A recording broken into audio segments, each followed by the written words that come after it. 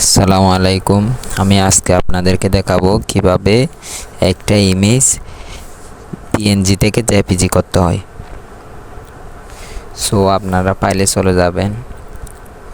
দেন এখন দেখতে পাচ্ছেন আমার ইমেজটা বর্তমানে আছে পিএনজি।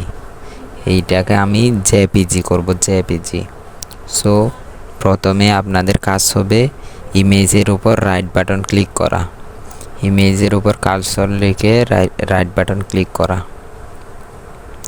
দেন রাইট বাটন ক্লিক করার পর এখানে দেখতে পাচ্ছেন ওপেন উইথে চলে যাবেন।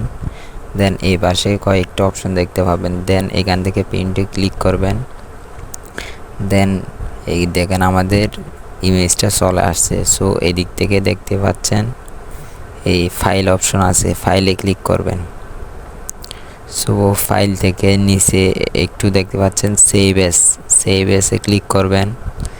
দেন এখানে দেখতে পাচ্ছেন জেপিজি, এটাতে ক্লিক করবেন।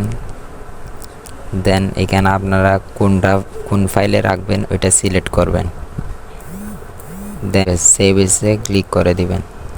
সো এখন আপনাদের ইমেজটা জেপিজি হয়ে গেছে।